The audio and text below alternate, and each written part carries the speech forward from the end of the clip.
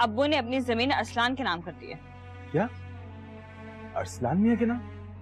मुझे नहीं करनी शादी, इसलिए मेरी शादी की फिक्र करने की किसी को जरूरत नहीं है। ये तुझे क्या हो गया शबनम? ये किस तरह से बात कर रही है? और क्या करूं, हर वक्त मेरी शादी की बात है, जैसे मेरी शादी ना हुई तो कोई क़यामत आ जाएगी। चाय पियोगे नवीन? बना दूं? नहीं शुक्रिया। मैं बहुत अच्छी चाय बनाती हूँ। और ये तुमने मुंह क्यों बना रखा है? मैंने ऐसा क्या किया है? मैं तुमसे बात नहीं करना चाहता क्योंकि तुम बहुत बदतमीज और बदजुबान हो। मैंने क्या बदतमीजी कर ली? मैं ये बात हरगिज बर्दाश्त नहीं कर सकता क्योंकि मेरी अम्मी के साथ तेज लहजे में बात करे। मैंने खाला से क्या बदतमीजी कर ली? ये जो तुम्हारी जुबान चल रही है ना, किसी बदतमीजी से कम है क्या? तुम क्या चाहते हो कि मैं बोलूं भी नहीं? और मैंने ऐसा क्या कह दिया जो तुम मुझे इतनी बातें सुना रहे हो? तुम्हारे भले के लिए सब तुमसे शादी का कह रहे हैं। अगर नहीं करनी तो साफ मना कर दो। और ये क्या कि तुम्हारे दिल में अभी भी है कि तुम्हारी शादी जमाल भाई से हो जाए? मैं क्यों जमाल से शादी करना चाहूंगी? क्या मेरे लिए एक शादीशुदा मर्जी रह गया है?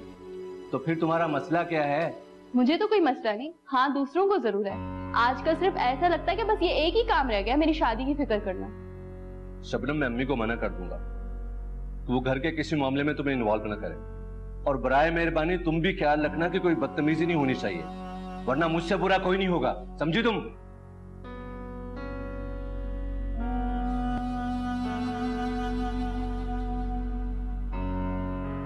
अंकल, मैं चाहती हूँ कि आप एक दफा अबू बकर से मुलाकात कर लें। फिक्र मैं क्या करूंगा मुलाकात करके? बेटा, जब सब काम तुम कर रही हो तो मुझे किस बात की परेशानी है? देखिए अंकल, ये जगह आपकी है और आप ये भी जानते हैं कि ये जगह कितनी कीमती है। हारून इस जमीन पर दाद गाड़े में बैठा हुआ है और अबू बकर जैसे ही इंसान उस जैसे लोगों से निपट सकते हैं। तो बेटा, फिर तुम ये जमीन ऐसा करो कि हारून की फरोख्त कर दो। क्या फायदा ऐसी जमीन और मकान का जिसमें किसी का खुदा न खास्ता खून शामिल हो? अंकल, दुनिया से डर के जिया नहीं जाता है और अगर कल कला वो हमारी किसी और चीज पर हाथ रखेगा तो क्या हम डर के पीछे हो जाएंगे? ऐसा नहीं है बेटा। फर्ज करो कल हमारी ये बिल्डिंग बन जाती है और खुदा न खास्ता उसमें भी इसी तरह आग लग जाती है, फिर हम क्या करेंगे? कहाँ से लाएंगे बेटा हम फिर पार्टनर को कि लो भाई तुम्हारी रकम? हमारे पास तो फूटी कौड़ी नहीं है। नहीं नहीं, आप बेफिक्र रहिए। अब आप देखिएगा वो इस तरह की हिमाकत नहीं करेगा दोबारा। भाई नहीं करेगा, मान लिया, कर तो सकता है ना। कोई और रास्ता है तुम्हारे पास? रास्ता है तो नहीं, लेकिन निकाला तो जा सकता है ना। और सुनो भाई, तुमने ये बात क्यों कही है माजिद से और अंजुम से कि तुमने ये जमीन जो है अरसलान के नाम कर दी? वो अंकल, आप तो जानते ही हैं ना अंजुम कितनी खिलाफ है वहां पे प्लाजा बनाने के। अब अगर मैंने ये बात की तो कम से कम वो मुतमईन तो है ना। टेक्निकली बात तुम्हारी सही है।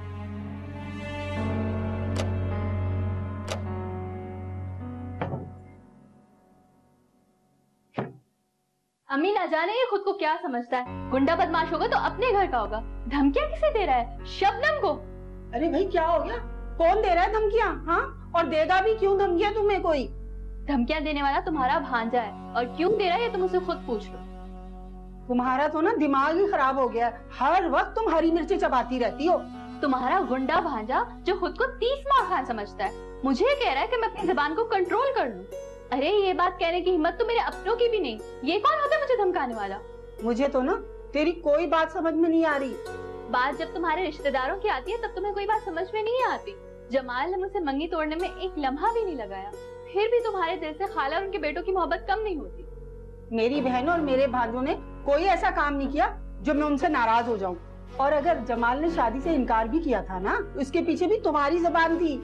अब बताओ मैं औरों को क्या इल्जाम दूं? हाँ, तुम्हें तो हर बात में मैं ही कसूरवार नजर आती हूँ। मजाल है जो तुमने मेरे लिए किसी के सामने जुबान हिलाई हो।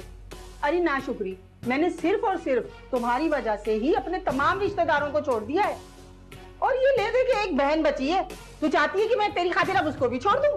अकेली रह जाए बस। अब्बू ने वो जमीन अरसलान के नाम कर दी है।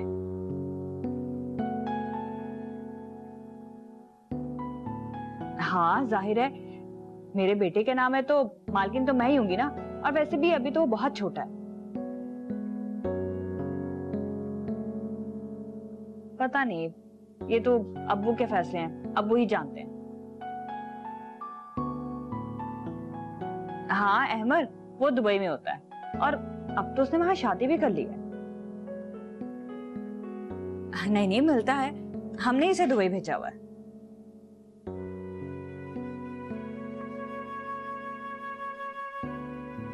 उसने मना कर दिया था, इसलिए तो अब्बू ने अरसलान के नाम कर दी सारी जमीन।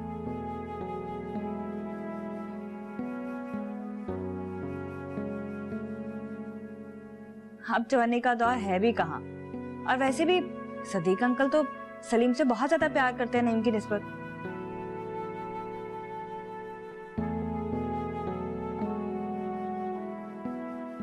अच्छा छोड़ो इन बातों को, ये बताओ कि तुम्हारी अम्मी कैसी हैं?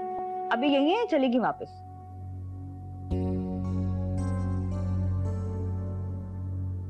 क्यों, इसकी क्या वजह है? अब कैसी तबीयत है तुम्हारी? खासी बेहतर है भाई। घर आकर तो ऐसा लग रहा है जैसे मुझे कुछ हुआ ही नहीं है। घर का माहौल इंसान को काफी पुरसुकून कर देता है। जी आप बिल्कुल ठीक कह रहे हैं। मेरी कमअक्ली थी कि घर से दूर रहकर खुद को खासा नुकसान पहुंचाया मैंने। अरे जो होना तो वो हुआ, अब तुम ये बताओ करना क्या है? मेरा मतलब है तुम अपनी स्टडी कब से स्टार्ट कर रहे हो? भाई इतने लंबे गैप के बाद मुश्किल हो जाएगा स्टडी को कंटिन्यू करना। अरे यार अभी इतना वक्त भी नहीं गुजरा है जैसा तुम समझ रहे हो, और जिंदगी है तो हर काम दोबारा शुरू किए जा सकते हैं। जी भाई आप बिल्कुल ठीक कह रहे हैं। Good boy. मुझे यकीन नहीं आ रहा मेरा वही भाई मेरे सामने बैठा है जो मुझसे बात करना पसंद नहीं करता था। क्यों शर्मिंदा कर रहे हैं भाई बार बार इस बात का एहसास दिलाकर? वो मेरी कमअक्ली थी जो चोट लगने के बाद समझ में आ गई। शुक्र है तुम्हें ज्यादा चोट नहीं आई, और अभी इतना वक्त भी नहीं गुजरा जिसका मदावा ना किया जा सके। भाई मुझे आपसे एक बात करनी है। हाँ बोलो। ये खाला और शबनम कब तक यहाँ रहेंगे? क्या मतलब है? अरे यार अगर वो यहाँ रहते हैं तो हमें क्या, उनकी बहन का घर है। बेशक है रहें, लेकिन घर के हर मामले में बोलना भी तो मुनासिब नहीं है ना। और अल्लाह की बना आपको तो पता है शबनम की जुबान कितनी लंबी है, और खाला को बोलें कि उसको कंट्रोल करके रखे, वरना मेरा गुस्सा कितना खराब है ये सब तो आप जानते ही हैं। अच्छा ठीक है, मैं बात कर लूंगा, तुम जरा अपने गुस्से पे कंट्रोल रखो। फाखरा जी क्या बात हुई अब्बा जी से? अब कोई खास बात नहीं हुई, बस बिला वजह परेशान हो रहे थे। कह रहे थे कि ऐसा ना हो कि किसी वजह से हमें कोई नुकसान पहुंच जाए। वैसे उनका खौफ बिलावजह नहीं है, वो मिसाल है ना, दूध का जला छाछ भी फूक फूक के पीता है। उनका जवान बेटा कत्ल हुआ, अहमद मियाँ ने इतना टाइम जेल की सलाखों के पीछे गुजारा, तो डरना तो बनता है उनका। अब जरूरी तो नहीं है कि अगर किसी के साथ कोई सानिया पेश आ जाए तो जिंदगी में बार बार वही होता रहेगा, और कोई भी काम किसी मसलत से नहीं होता, और अल्लाह के काम अल्लाह ही जाने, इंसान कुछ भी नहीं कर सकता। बेशक बिल्कुल ठीक कह रही हैं, लेकिन एक बात हम भी बता दें आपको, आदमी सिर्फ और सिर्फ अपनी औलाद की वजह से कमजोर पड़ता है। बड़े बड़े सूरमा भी इस मोहब्बत के आगे नहीं डट सके। बहरहाल इन बातों का कोई फायदा नहीं, और वैसे भी अबू बकर ने नक्शा पास करवा लिया है, हम इस तरह पीछे नहीं हट सकते। वैसे आपने इन अबू बकर नामी आदमी से हमारी मुलाकात तो नहीं कराई? कौन है, मतलब क्या बिजनेस करते हैं, पता तो चले जरा। वही टिपिकल मर्दों वाले सवाल, कौन है, कहाँ है, क्या करता है। वैसे भी माजिद में बिजनेस वुमेन हूँ, सारी जिंदगी मैंने मर्दों के साथ ही काम किया है, और अबू बकर वैसे भी मेरा पुराना पार्टनर रह चुका है। चले छोड़ें, हम इन बातों में नहीं पड़ते, लेकिन हम इस अबू बकर नामी आदमी से खुद मिलना चाहते हैं। वजह भी पता चल जाएगी।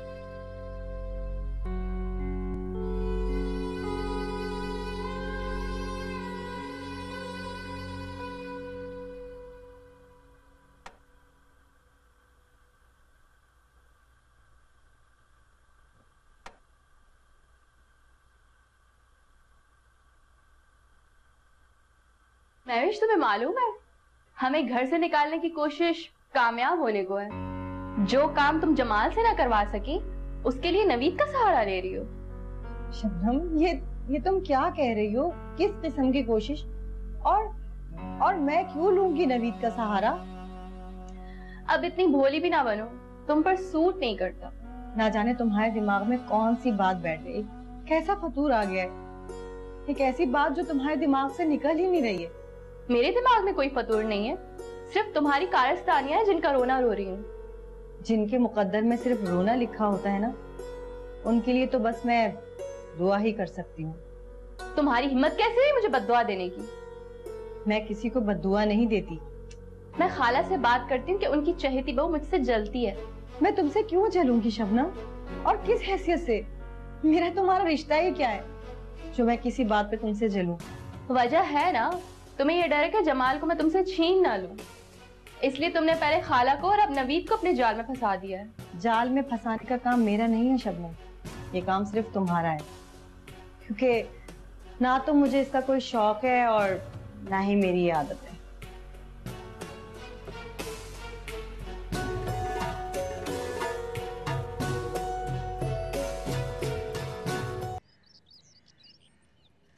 माजिद, वो मुझे जरा दही तो ला दो।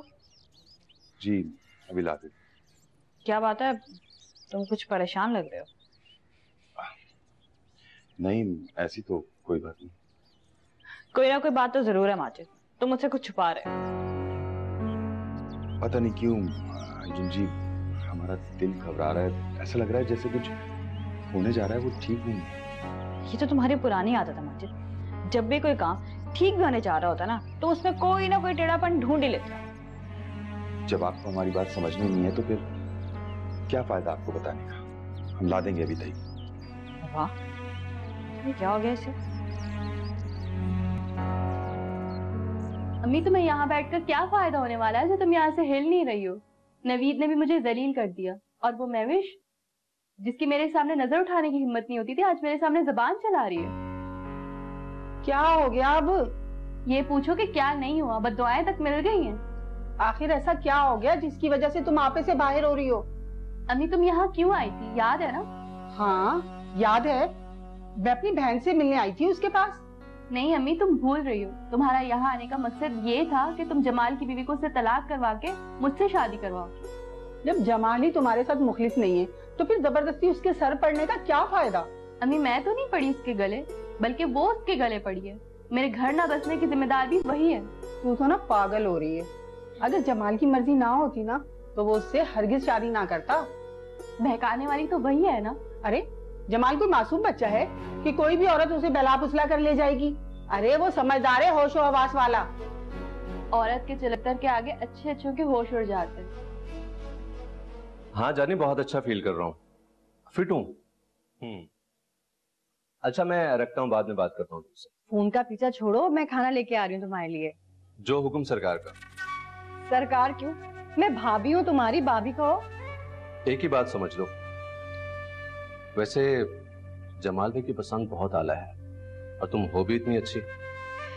ये मेरी तारीफ हो रही है या मेरा मजाक उड़ाया जा रहा है? अरे यार, मैं तुम्हारा मजाक क्यों उड़ाऊंगा? तुम वाकई तारीफ के लायक हो, इसीलिए तुम्हारी तारीफ कर रहा हूँ। अच्छा अच्छा, ज्यादा मस्के लगाने की जरूरत नहीं है, मैं खाना निकलवा रही हूँ। नवीद, हाथ छोड़ो मेरा। पहले मेरे पास बैठ, खाना बाद में खा ले। अच्छा अच्छा, बैठ रही हूँ मैं। खाना तो अपने हाथ से खिलाओगे ना मुझे? जी नहीं, ऐसा कुछ भी नहीं हो रहा, खाना तो आपको खुद ही खाना पड़ेगा। अच्छा मैं खुद खा लूंगा, लेकिन तुम मेरे पास बैठो। अरे ये क्या बचपना है नवीद, मुझे यहाँ घर के सैकड़ों काम करने होते हैं। मैं भी इसी घर का हिस्सा हूँ, मुझे भी तवज्जो की जरूरत है। या अल्लाह।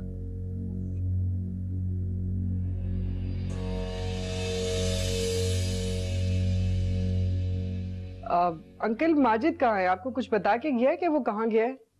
नहीं, मैंने भी उसे कहीं नहीं भेजा। तुम अंजुम से पूछो, शायद उसने कहीं भेजा हो। जी बेटा। और सुनो, बेटा बैठो। जी।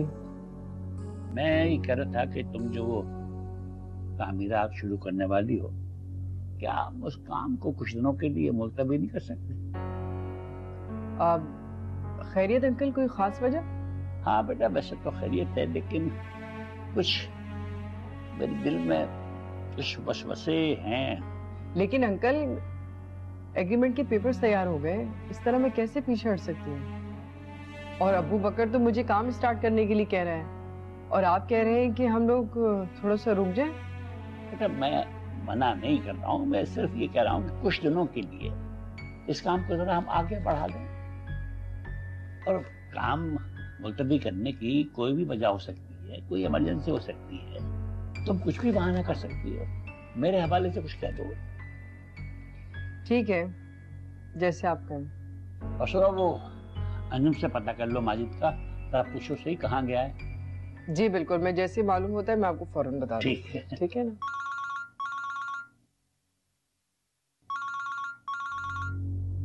ये किसका नंबर है? खैरियत अंकल, किसका फोन है? हेलो,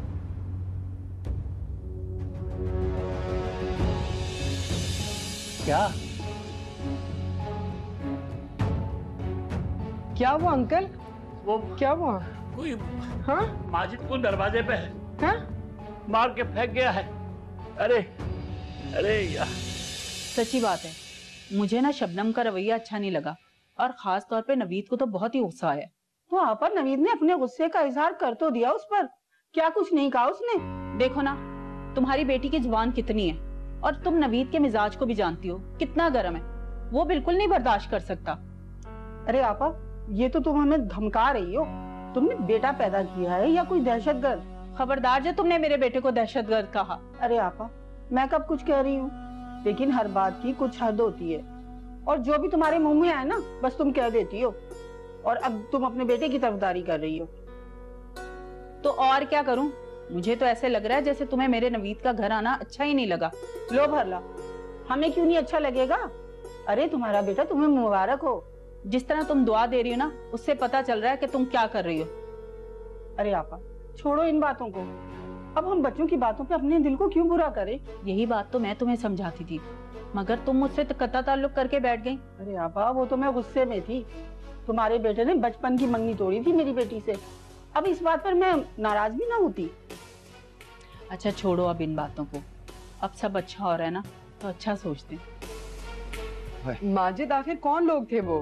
फखर जी, आप यकीन मानिए, हम सबकी जान को खतरा है, हम आपको बताएं। ये क्या कह रहे हो माजिद? कौन है हमारी जान का दुश्मन?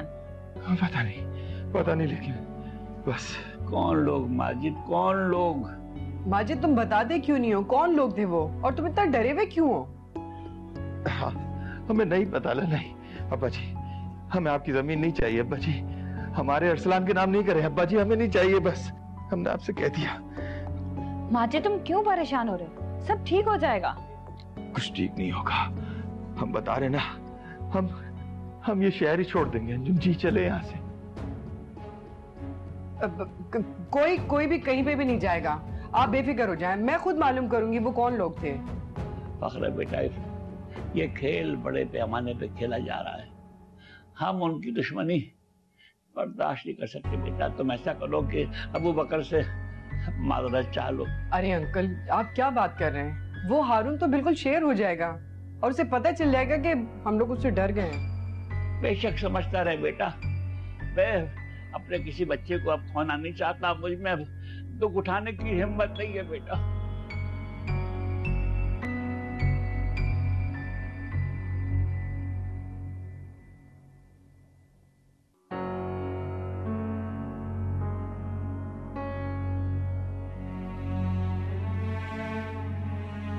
फखर बेटा, ये खेल बड़े पैमाने पे खेला जा रहा है, हम उनकी दुश्मनी बर्दाश्त नहीं कर सकते। बेटा, तुम ऐसा करो कि अबू बकर से माजरत चाह लो। अम्मी, मेरी पोस्टिंग नौशेरा में हो रही है। इतनी दूर? अम्मी, अब क्या कर सकता हूँ, नौकरी ये नखरा तो नहीं किया जा सकता ना। सिर्फ तुम्हारी ही पोस्टिंग क्यों होती है आखिर? शायद अपने डिपार्टमेंट वालों को ज्यादा ही प्यारा हूँ मैं। तुम हमें भी प्यारे हो, इतनी मुश्किल से तो सारे जमा हुए हैं और अब तुम जाने की बात कर रहे हो। अरे अम्मी, अभी ट्रांसफर हुआ थोड़ी है, सिर्फ इतना मिली है, हो सकता है मुझे ना भी भेजें। मैं तो दुआ करूंगी कि ना ही हो।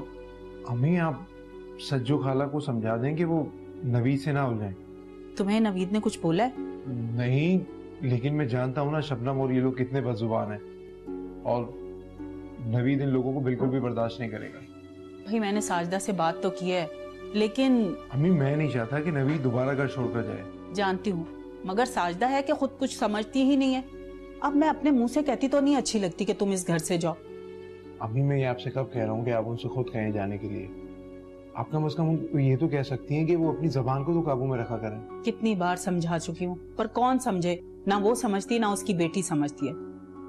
क्या बात है बेटा, तुम इतने खौफजदा क्यों हो? अब्बा जी हम गरीब और कमजोर लोग हैं। इन दौलतमंदों की लड़ाई में नुकसान हम गरीबों का ही होगा। अब्बा जी आप समझे ना बात को। तुम साफ साफ बात क्यों नहीं करते? तुम ये पहेलियां क्यों बुझवा रहे हो? इशारे किनारों में क्यों बात कर रहे हो? अब्बा जी पता है, हमको हारून के लोग ले गए थे और हमें जिंदा सिर्फ इसलिए छोड़ा है कि हम आप तक ये पैगाम पहुंचा दें। अच्छा, ओहो, तो इसका मतलब ये है कि बात यहां तक पहुंच चुकी है। अब्बा जी हमारी माने ना, खुदा के वास्ते वो जमीन आप हारून को ही दे दें। अरे कुछ पैसे तो मिलेंगे ना, हम उन पैसों से कारोबार कर लेंगे, जिंदगी बना लेंगे अपनी। दे दें अब्बा जी, दे दें। बेटा बात तो तुम्हारी सही है, लेकिन मैं क्या करूं? फाखरा ने नक्शा वगैरह सब पास करा दिया है, 2-4 दिन में वो तामीरात शुरू करने वाली है। क्या करूं क्या? अब्बा जी आपने एक बार भी हमसे बात नहीं की। आपने फाखरा जी के नाम पावर ऑफ अटॉर्नी कर दी। अरे हमसे पूछते तो एक दफा अब्बा जी, आपने तो हम पे एतबार ही नहीं किया। अरे नहीं नहीं मेरे बेटा, ऐसी कोई बात नहीं है। तुम मेरे लिए अहमर से कम नहीं हो।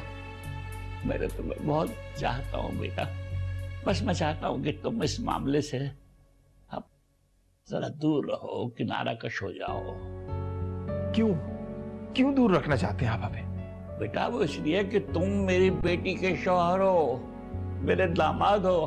बेटा मैं नहीं चाहता कि तुम्हें किसी किस्म का कोई दुख हो, कोई तकलीफ पहुंचे। बस तो फिर आप एक काम करें, फौरन फाखरा जी को इस काम से रोक दें, वरना हमारे इस घर को बर्बादी से कोई नहीं रोक सकता। अब्बा जी वो लोग मार देंगे, हम सबको मार देंगे। हमें तो बहुत मारा अब्बा जी, उन्होंने जोड़ दुख रहा है हमारा। हाय, मुझे लगता है आपको यकीन नहीं आया। आपका नाम हबीब?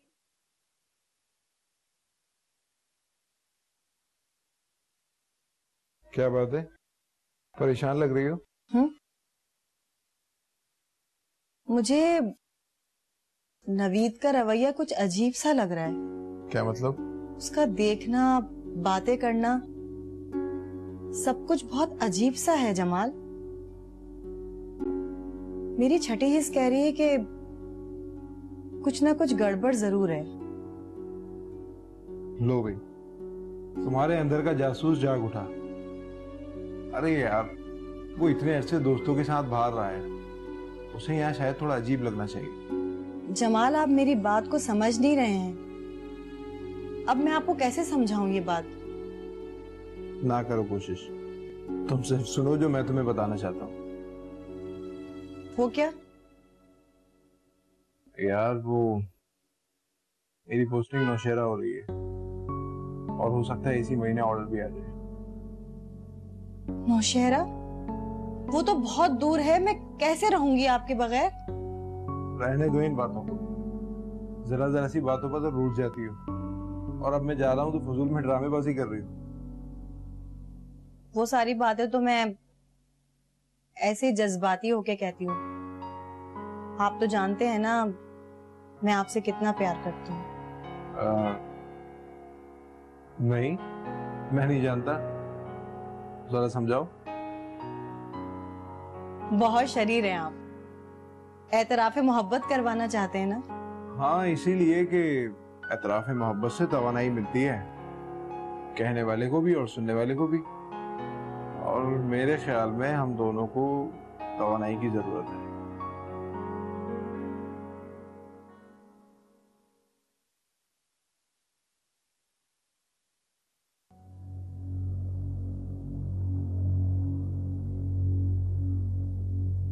अम्मी, मुझे ऐसा लग रहा है कि मेरे बाजू में दर्द बैठ सा गया है, बहुत तकलीफ हो रही है मुझे।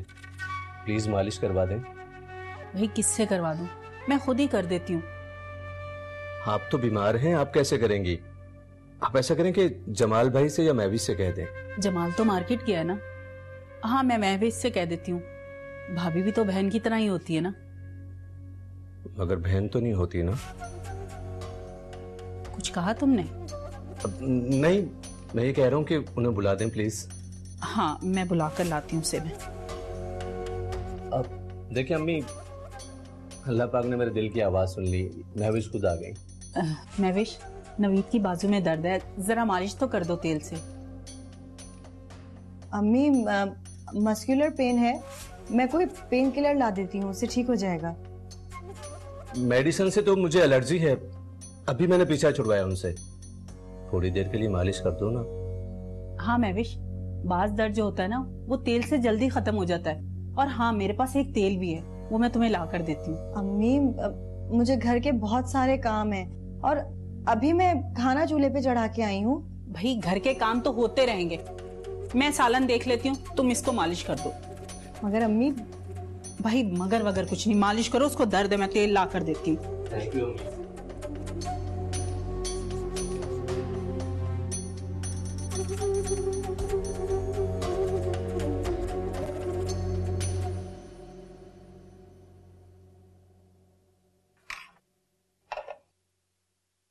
अंजू, तुम्हें ज्यादा परेशान होने की जरूरत नहीं है। तुम देखना, इंशाल्लाह सब कुछ ठीक हो जाएगा। पता नहीं फाखरा, मेरी तो समझ में कुछ नहीं आ रहा। ये आग हमारे घर में खुशी चले आ रही है। लगता है कि इस बार तो कुछ भी नहीं बचेगा। अल्लाह ना करे, तुम क्यों इस तरह की उल्टी सीधी बातें सोच रही हो? मेरे में अब और कोई भी दुख बर्दाश्त करने की हिम्मत नहीं है फाखरा। मैं कह रही हूँ ना, तुम देख लेना, इंशाल्लाह कुछ भी नहीं होगा। तुम मेरी बात पे एतबार करो। फाखरा, तुम अपने पार्टनर से क्यों नहीं बात करती इस बारे में? उसे बताओ कि ये सब कुछ क्या हो रहा है। मेरे पार्टनर से बात हुई है, वो बता रहा था कि ये हमारे दुश्मनों की हरकत है और वो हम पे दबाव डालना चाह रहे हैं। मैं तो कह रही हूँ कि तुम भी इस मामले से दूर ही रहो फाखरा। हम लोग इन लोगों का मुकाबला नहीं कर सकते, कहीं तुम्हें भी किसी मुसीबत का सामना ना करना पड़ जाए।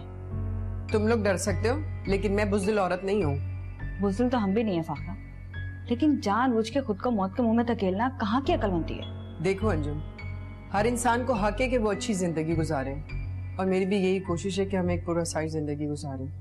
अगर जिंदा रहेंगे तब ना, कल को मर आ गए तो किस काम का ये सब कुछ? फिर कौन सी पूरा साइड जिंदगी?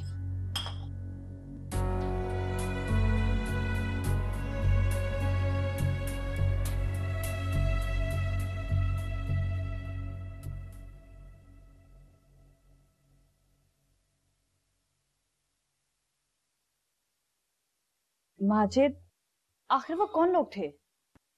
पता नहीं अंजुम जी, हम तो जब दही लेके गली के कोने पे आए तो पीछे से किसी ने हमारे सर पे मार किया और हम बेहोश हो गए।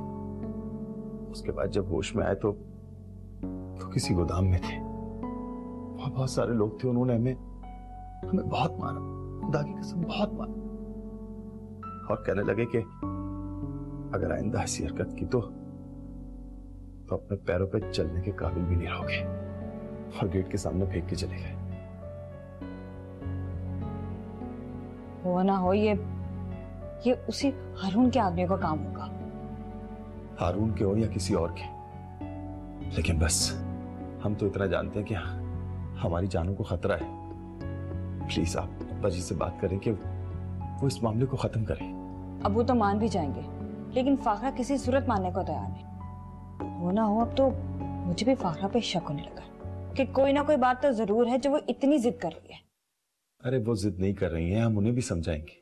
हाँ, और जैसे तुम्हारी बात तो वो मान ही लेगी। कुछ भी है, घर तो अभी अब्बा जी के नाम ही है ना, वो चाहेंगे तो काम शुरू करवाएंगे ना। लेकिन माजिद, पता नहीं उसने अब्बू से किन कागजात पे साइन करवाए।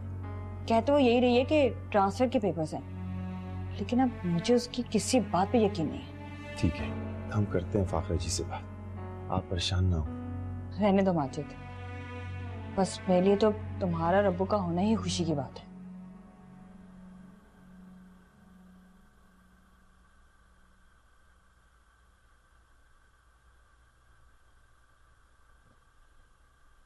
वाह भाई वाह, चाय बन रही है। भाई थोड़ी सी चाय अगर ज्यादा है ना तो मुझे भी दे देना। हाँ बा। अच्छा ये महविश कहाँ है? सुबह से इसने चाय भी नहीं बनाई। तो तुम शबनम से कह देती ना। अरे आपा क्या खूब कहा तुमने, उसे तो लगाई बुझाई से ही फुर्सत नहीं मिलती। अरे इसने ये कह दिया, उसने वो कर दिया, बस उसको तो यही काम है। तुम्हारे लाड प्यार ने ही बिगाड़ा है, अब भुगतो उसको। अरे आपा कैसे समझाऊं उसे, क्या करूं मैं उसका। और ये नवीद पता नहीं क्यों बात बात पर उससे बिगड़ता रहता है। भाई मुझे क्या पता, खुद ही पता कर लो, तुम्हारा भांजा है वो। देखो आपा मुझे बिल्कुल आदत नहीं है किसी से पूछ-गूछ करने की।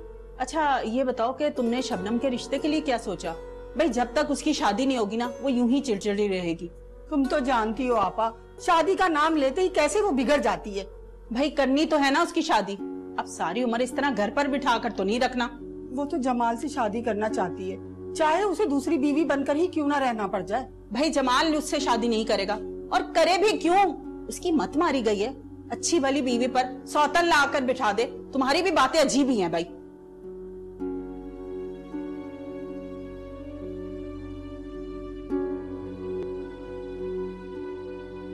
मैं तंग आ गया हूं रोज रोज के बकबक से, बस इस मामले को यही खत्म कर दो। अब्बा जी हम कुछ समझे। जिस तरह हारून ने तुम पे हमला करवाया है ना, इसका मतलब यह है कि वो इस जमीन को हासिल करने के लिए सब कुछ कर सकता है। तो अब्बा जी बस मैंने फैसला कर दिया है कि मैं ये जमीन हारून के हाथ बेच दूंगा। जी ये कैसी बात कर रहे हैं आप, और ये आप कह रहे हैं, हमें तो यकीन ही नहीं आ रहा। बेटा मैं तुम्हारी जिंदगी खतरे में नहीं डाल सकता, ये मेरा आखिरी फैसला है। लेकिन अब्बा जी हमारी बात। बस मैं कोई और बात नहीं सुनूंगा। भाभी माँ का दर्जा रखती है नवीन, कम से कम इस रिश्ते का तो लिहाज कर लो। मैं तो तुम्हें भाभी नहीं समझता, माँ का दर्जा कैसे दे सकता हूँ। काश कि तुम जमाल से पहले मुझसे मिल लेती। ये तुम मुझसे किस किस्म की बात कर रहे हो, और ये मुझसे तुम किस किस्म का रवैया रखना चाहते हो? मैं इस किस्म की, इस मिजाज की औरत नहीं हूँ। जानता हूँ, इसलिए तो तुम मुझे अच्छी लग रही हो, और जमाल ने हमेशा मेरे हक पर डाका मारा है। ये तुम क्या कह रहे हो, होश में तो हो। मैं तुमसे मोहब्बत करने लगा हूँ। जमाल ऐसे तो तुम्हारी मोहब्बत में गिरफ्तार नहीं हो गया था, कोई ना कोई बात तो जरूर होगी तुम में। मैं तुम्हारी जमाल से शिकायत कर दूंगी। ना ना ना ना ना ना, ये गलती कभी नहीं करना, वरना इसका खमियाजा तुम्हें खुद भुगतना पड़ेगा। तुम मुझे ब्लैकमेल नहीं कर सकते। जानता हूं कि तुम एक पुलिस वाले हो, वो किसी ने सच ही कहा है कि ना पुलिस वाले की दुश्मनी अच्छी और ना ही दोस्ती। देखो नवीद, मैं नहीं चाहती कि तुम्हारा ये रूप अम्मी या जमाल को नजर आए। क्यों?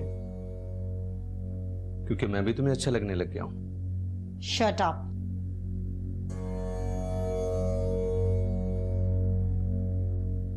अम्मी इनको बोले ना मेरी मालिश कर दें, बाजू में बहुत दर्द हो रहा है। महविश तुम्हारे भाइयों की तरह, तुम बड़ी बहन हो, कर देती ना। एक तो तुम किसी की सुनती नहीं हो।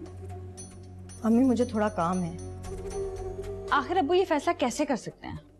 अभी अब्बा जी ने फैसला कर लिया, और आप कौन होती है बीच में बोलने वाली? अब्बा जी ने फैसला कर लिया है तो उनको इख्तियार है, वो जो चाहे करें। हाँ ठीक है, उनकी मर्जी, लेकिन भाई इख्तियार तो अंकल का ही है ना, लेकिन ये सरासर बुजदिली है। नहीं, उन्हें अपनी जान की फिक्र नहीं है। उन्होंने ये जो भी फैसला किया है वो हमारे लिए किया। लेकिन कुछ भी हो, हम डर कर तो वही फजूल बात। अब्बा जी के नुक्ते नजर से सोचे ना तो ये फैसला गलत नहीं है। मुझे तो लगता है कि अब्बू बहुत डर गए हैं। हाँ वैसे भी अगर कोई भी फैसला किसी दबाव में आके ये डर कर किया जाए तो वो गलत ही होता है। बहरहाल अब उन्होंने तय कर लिया है। हम उनसे बात करेंगे, उन्हें मजबूर करेंगे कि वो अपना फैसला बदले। और नहीं तो क्या, अब्बू को अपना फैसला बदलना ही होगा। मैं अपने बेटे का हक किसी और को नहीं देने दूंगी। ये सारा मसला जो है ना उस हारून की वजह से हुआ है, क्योंकि उसी ने माजिद के ऊपर हमला करवाया, और अंकल इसी वजह से डर गए हैं। अगर इस हारून का जवाब मिला होता ना तो अब्बू का हौसला भी बढ़ जाता। बेवकूफी की बातें ना करें अंजुम जी, हम कोई हुंडे मवाली थोड़ी है जो ईंट का जवाब पत्थर से दे। भाई हम ना सही, लेकिन दूसरे लोग तो है ना इस तरह के माजिद। क्या मतलब है? आप हारून जैसे बंदे को पैसे देकर जवाब देने का सोच रही हो? तो मेरे ख्याल से इसमें कोई ऐसी बुरी बात तो नहीं है, क्यों फाखरा? हाँ हाँ, क्यों नहीं, ऐसा भी किया जा सकता है। तुम इतने बदल जाओगे जमाल, इस बात का मुझे अंदाजा नहीं था। अरे भाई मैंने क्या किया है, मैं तो जैसा था वैसा ही हूँ। तुम मर्द वाकई बेवफा होते हो, मोहब्बत किसी से और शादी किसी से। उस दिन तुम मुझसे मोहब्बत के दावे कर रहे थे और आज मुझसे बात भी नहीं कर रहे। शबनम तुम क्यों शराब के पीछे भाग रही हो? तुम शराब नहीं, हकीकत हो। देखो शबनम, मैं तुम्हारे लिए अब एक भूली सी दास्तान हूँ। मैं अपनी जिंदगी में खुश हूँ और तुम भी अपनी जिंदगी में एंजॉय करो। मैं तुम्हारे बिना नहीं रह सकती जमाल। ये सब कहने की बातें हैं, कोई किसी के लिए नहीं मरता। लेकिन इस बार ऐसा नहीं होगा। मुझे डराने या धमकाने की जरूरत नहीं है शबनम। मैं ना तुम्हें डरा रही हूँ ना धमका रही हूँ, सिर्फ अपने दिल की आवाज सुना रही हूँ। मान लो शबनम, हम दरिया के दो किनारे हैं, जो साथ साथ चलते तो जरूर हैं, लेकिन कभी एक नहीं हो सकते। नहीं जमाल, मैं तुम्हारी हर बात को गलत साबित कर दूंगी। तुम कोशिश करके देखो। पता नहीं फाखरा जी, हमें तो समझ में नहीं आ रहा कि आप उन लोगों से मुकाबला करना चाहती हैं जिनका दीन ईमान सिर्फ पैसा है। कुछ भी हो, कोई कितना भी ताकतवर हो, लेकिन हमेशा हक की ही जीत होती है। क्या हो गया है आपको? ना ही हमारे पास इतना पैसा है और ना ही इतनी ताकत कि हम उन लोगों से लड़ सकें। माजिद क्या हो गया है? आप एक छोटी सी चोट से घबरा गए और हम औरतें होके घबरा नहीं रहे। हम डर नहीं रहे, बस अपनी इज्जत से डर रहे हैं कि अल्लाह ना करे कि आप लोगों के साथ कुछ ना हो जाए। कुछ नहीं होगा, हमें होना भी नहीं चाहिए। दरअसल आप लोग कंफ्यूज हैं और चाहते हैं अंदर से कि सब कुछ हो जाए, लेकिन मुकाबला करने से डरते हैं। हम डर नहीं रहे, लेकिन अब्बा जी की बात बिल्कुल ठीक है।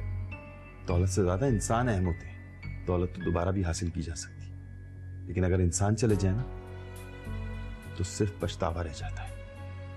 ओ खुदाया, मैं किस तरह आप लोगों को समझाऊं? जब अबू बकर हमारे साथ है तो हमें डरने की कोई जरूरत नहीं है। वो इतना ताकतवर है, वो सब चीजों को खुद ही फेस कर लेगा। फाखरा जी, ये पैसे वाले लोग सब एक होते हैं, इनके मफादात सबके एक होते हैं। अगर ये जानी दुश्मन हो भी तो मफाद की खातिर एक होने में टाइम नहीं लगाते। वैसे अंजुम भी तो यही चाहती है ना कि अरसलान का उसे मिले। अरे फाखरा जी, आप समझती नहीं, वो तो नालायक हैं बिल्कुल। कभी कहती हैं कि उनको सब कुछ मिल जाए और कभी चाहती हैं कुछ भी नहीं मिले।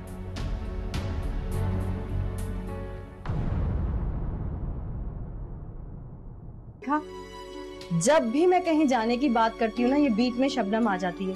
आप मुझे तो मना कर देते हैं, उसके पास आपके लिए कोई अल्फाज नहीं होते। तुम्हें हो क्या रहा है? मुझे तो कुछ नहीं हो रहा, तुम बाकी सबकी फिक्र करो।